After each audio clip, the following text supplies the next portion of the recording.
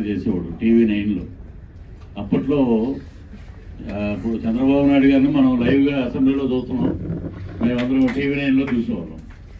ఎంత డెడికేటెడ్ అంటే అప్పుడు ఆయన పేరు కిషోర్ దాస్ గారు, ఈయన ఉంటే మీరు నమ్మరు, నాకు ఏదన్నా క్యారెక్టర్ ఉంటే చెప్పాయా భయ్యా అనేవాడు. అప్పుడు అలాంటి రోజులు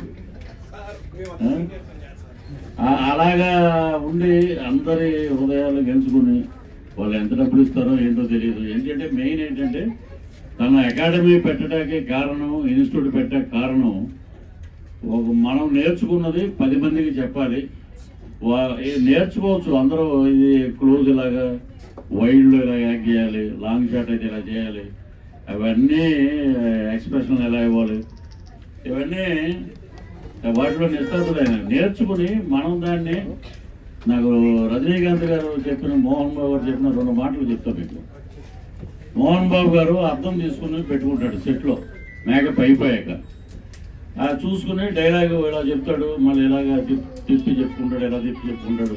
చూసేవాళ్ళు ఏంటంటే ఈయన ఏంటంటే చాదస్తమా అనుకుంటారు, కానీ అదే పర్ఫెక్ట్. మనం స్క్రీన్ మీద ఎలా ఉంటుంది, ఇప్పుడంటే మానిటర్లు వచ్చేసినాయి కాబట్టి మనం వెళ్ళిపోయి మానిటర్ చూసి అబ్బో అద్భుతంగా ఉంది అని అనుకుంటాం, కానీ అది కాదు. ఆ రోజుల్లో ఫిల్మ్ ఉన్న రోజుల్లో ఇప్పటికే ఆయన యాక్ట్ చేస్తే మటుకు అర్థం పెట్టుకుంటారు. రజనీకాంత్ గారు కూడా ఒకటి చెప్పారు, కొన్ని స్టాక్ షాట్స్ ఉండాలి మనలో.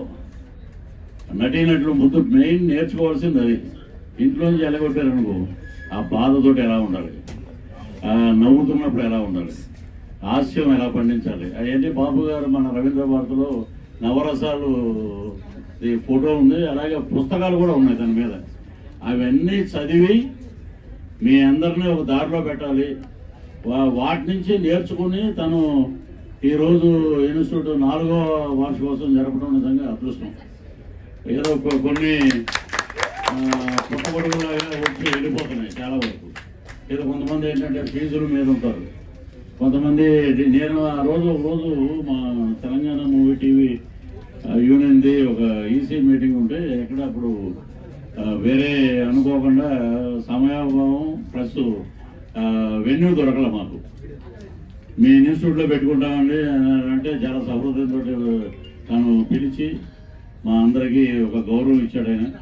అంటే ఏంటంటే ఇక్కడ మనం నేర్చుకోవాల్సింది ఏంటంటే ఆయన నేర్పేది మనం ఒక గురువుగా నేర్చుకోవాలి. రేపొద్దున్న ఫోటోలు పట్టుకొని, ఇది కూడా మీకు చెప్పాలి, ఫోటోలు పట్టుకుని దేంట్లో యాక్ట్ చేశారంటే పలానా సినిమాలో యాక్ట్ చేసామండి, పలానా దాంట్లో హీరో ఫ్రెండ్ కదా ఫోటో చూస్తారు. ఒక డైలాగ్ చెప్పండి అంటే ఒకే ప్యాటర్న్లో ఉండకూడదు. అందరూ ఇప్పుడు అప్పట్లో మేము ట్రై చేసేటప్పుడు ఎలా ఉండదంటే కృష్ణనగర్ అప్పుడు ఒక స్టూడియో ఉండేది.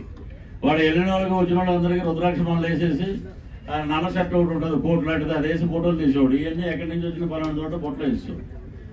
కాబట్టి నేను అనేది ఏంటంటే నిరంతరం ప్రాక్టీస్ చేయండి, రకరకాల కాన్సెప్ట్లు తీసుకుని మీరు ట్రై చేయండి గట్టిగా. ఇప్పుడు వెబ్ సిరీస్ ఉన్నాయి, ఈరోజు పనికిరానన్నవాడు రేపొద్దున పెద్ద హీరో.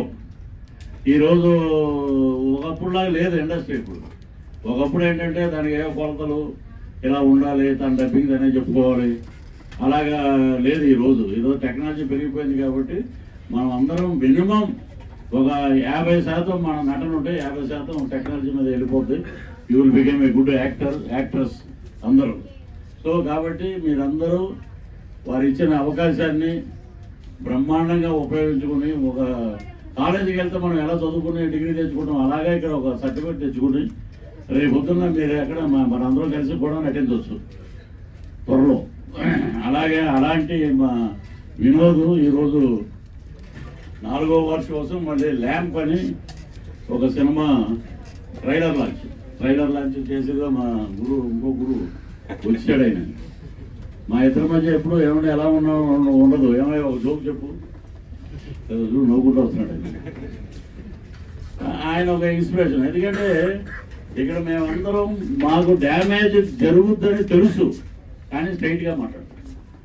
ఇండస్ట్రీలో ఎప్పుడు మీరు స్ట్రైట్గా ఉండండి. ఇప్పుడు ఎవరైనా ఒక 5 రోజులు డేట్లు ఇచ్చారు, 5 రోజుల డేట్లు వాళ్ళకి చేసేయండి, అప్పుడే సిన్సియారిటీ. లేదు మేము సార్ ఫిలిం సిటీ గేట్ ముందు ఉన్నాం సార్, దాటిపోతున్నాను వచ్చేస్తున్నానండి, ఇంకో 5 నిమిషాల్లో మీ సెట్లో ఉంటానండి అంటే నాడు రాడు సాయంత్రం వరకు. ఇక్కడ ఆర్టిస్టుల కాంబినేషన్ కాబట్టి అలాంటి చెడ్డ పేరు మనం తెచ్చుకోవద్దు. Talent delayed not denied. ఇప్పుడు ఆలస్యం అవుతుంది కానీ పాడవదు. కాబట్టి ఇప్పుడు నాకు ఫ్రెండ్ కనపడ్డాడు మొన్న, బాగా హైట్ అయిపోయాడు, లాభం అయిపోయాడు, ఏమన్నా గుర్తుపట్టారండి అన్నాడు.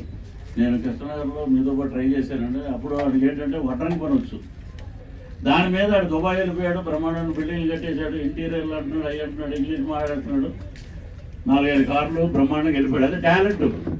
ఏదో ఒక రంగంలో టాలెంట్ ఉండాలి మనకి. టాలెంట్ ఉంటే మీకు సెందులు లాంటి వాడే బ్రహ్మాండమైన పైకి వచ్చాడు. టాలెంట్ కావాలి. మనిషి ఎలా ఉండడం ముఖ్యం కాదు, మనకి ఇచ్చిన క్యారెక్టర్ని మనం దాన్ని పాడు చేయకుండా బాగా చేసేట్రా అంటే ఒక సీను రేపొద్దున 4 సీన్లు అవుతాయి, 4 సీన్లు 40 సీన్లు అవ్వచ్చు. కాబట్టి మీరందరూ వచ్చిన అవకాశాన్ని ఉపయోగించుకోండి. మీ ఇంటర్వ్యూ చూసినట్టు మొన్న ఏ సినిమా నేను యాక్ట్ చేసినా రెమ్యునరేషన్ వస్తే ఒక 1000 రూపాయలు ఎంతో చెప్పారు మీరు, 500.